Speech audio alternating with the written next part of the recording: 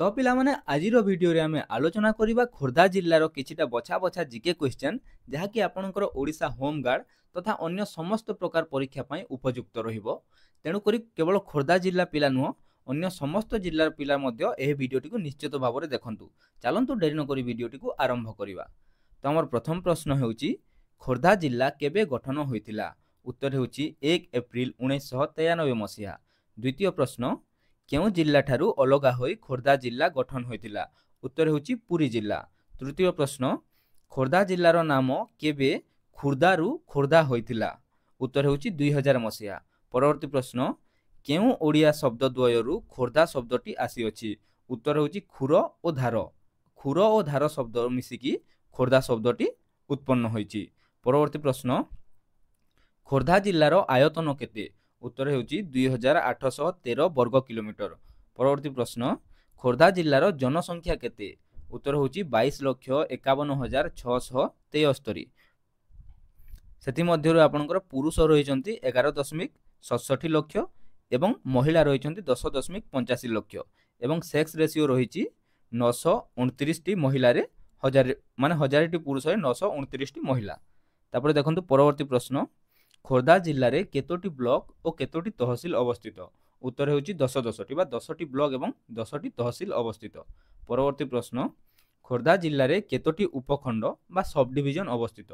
उत्तर हेउची 2 T Bhubaneswar एवं खोर्धा। परवर्ती प्रश्न खोर्धा जिल्ला रे केतोटी पुलिस स्टेशन अवस्थित? उत्तर हेउची 32 टी। परवर्ती प्रश्न खोर्धा जिल्ला रे केतोटी ग्राम पंचायत अवस्थित? उत्तर हेउची 190 टी। परवर्ती प्रश्न खोर्धा जिल्ला रे केतोटी ग्राम अवस्थित? उत्तर हेउची प्राय 1555 टी ग्राम रही अछि। परवर्ती प्रश्न ओडिशार राजधानी भुवनेश्वर केउ जिल्लार अंतर्गत बा जो हमर भुवनेश्वर शहर रही ताहा केउ जिल्लार अंतर्गत? उत्तर हेउची आपनकर खोर्धा जिल्ला।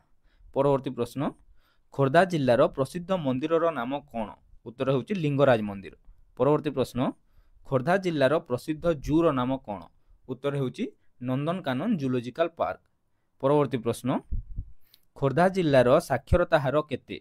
उत्तर हेउची 86.88%। परवर्ती प्रश्न मंदिर मालिनी सहर बोली काहाकू कुहा जाए? उत्तर हेउची भुवनेश्वर।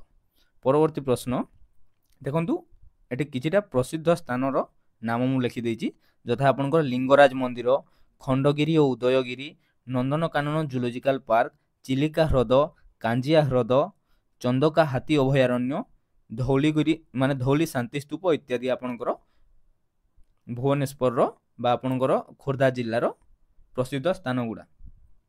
तो पिला माने आजिर भिडियो रे एतिकी। भिडियोटी जदि आपण मानकु भलो लागिताय ताहले भिडियोटी को गोटे लाइक करंतु, सांग मानक सह शेयर करंतु एवं ए जाय जदि चैनल टी को सब्सक्राइब करि नाहंती ताहले चैनल टी को सब्सक्राइब करंतु और बेल आइकन को ऑल रे सेट करंतु जहा फल रे हमर प्रत्येक भिडियो नोटिफिकेशन आपनकु सर्वप्रथमे मिली परिबो।